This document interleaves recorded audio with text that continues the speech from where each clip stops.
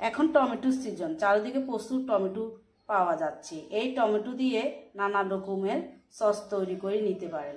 আসসালামু আলাইকুম, hello everyone, welcome back to my channel Farhana ইনিস কিচেন। আজকে আমি পিৎজা সস তৈরি করব এবং আপনাদের সাথে শেয়ার করব। এখানে ফ্রেশ দেখে 1 কেজি টমেটো নিয়েছি। টমেটোগুলোকে এইভাবে একটা নাইফের সাহায্যে দাগ কেটে নিব। ডিপভাবে দাগ কাটবো না, হালকা করে একটু একটু সবগুলো টমেটোর দাগ কেটে নিব। কেন দাগ কেটে নিচ্ছি এটা পরে আপনাদেরকে বলবো। একটা পাতিল বসিয়ে পাতিলের অর্ধেক পানি দিয়েছি। পানিগুলা ফুটে ওঠা পর্যন্ত অপেক্ষা করেছি। যে টমেটোগুলা দাগ কেটে রেখেছি একটা একটা টমেটো দিয়ে দিচ্ছি। দিয়ে 3 মিনিট অপেক্ষা করব। এই দাগটা কাটার কারণ টমেটোর স্কিনটা তাড়াতাড়ি উঠে যাবে। 3 মিনিটের বেশি রাখবো না, 3 মিনিটে রাখবো। 3 মিনিট পর টমেটোর স্কিনগুলো ফেটে গিয়েছে। পানি ঝরিয়ে উঠিয়ে নিব। ঠান্ডা করে স্কিনগুলা তুলে নিব। তারপর ব্লেন্ডারের জাগে দিয়ে দিব। ঠান্ডা হয়ে গিয়েছে, স্কিনগুলো উঠিয়ে নিচ্ছি। এইভাবে করে উঠিয়ে নিব সবগুলা টমেটোর।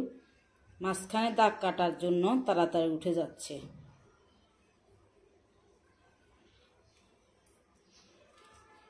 প্রত্যেকটা টমেটো এইভাবে করে স্কিন উঠিয়ে নিব। টমেটোগুলো ব্লেন্ড করে নিয়েছি, কিছুটা দানা দানা রেখেছি। একবারে ফ্রেশ করে নেই।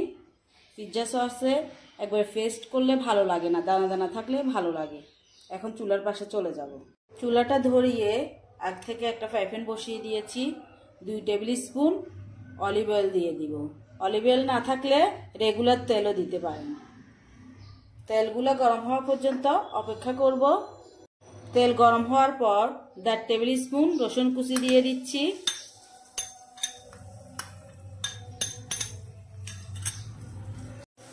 এক মিনিট নাড়ব।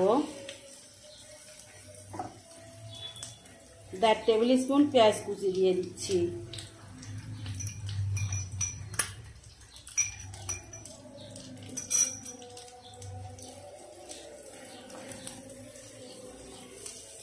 পেঁয়াজ রসুন 1 মিনিট পর্যন্ত নাড়ব।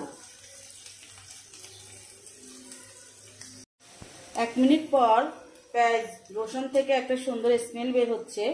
এরপর যে পিউরিগুলো টমেটোর করে রেখেছি দিয়ে দিচ্ছি।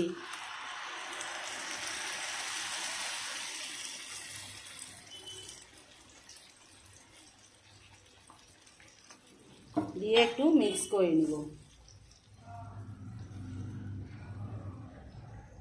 মিক্স করার পর চিলি ফ্লেক্স দিয়ে দিচ্ছি 2 টেবিল স্পুন। অরগানো দিয়ে দিচ্ছি 1 টিস্পুন। স্বাদ মতো লবণ দিয়ে দিচ্ছি। 3 টেবিল স্পুন চিনি দিয়ে দিচ্ছি। সবকিছু একসাথে মিক্স করে নিব। আবারও মিক্স করে 5 মিনিট অপেক্ষা করব। লাল মরিচের গুঁড়া দেব 1 টিস্পুন।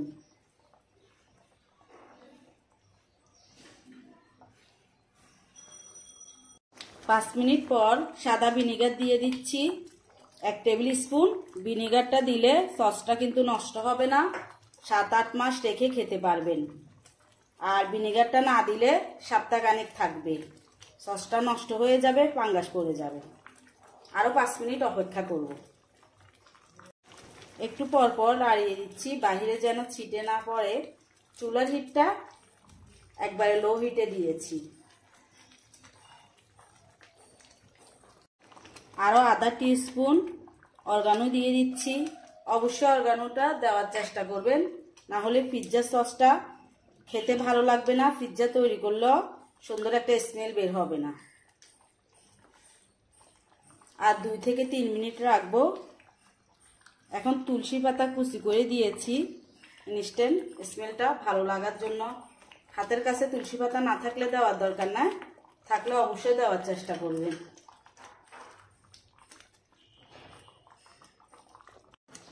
হয়ে গিয়েছে, চুলাটা অফ করে এখন পরিবেশনে চলে যাব।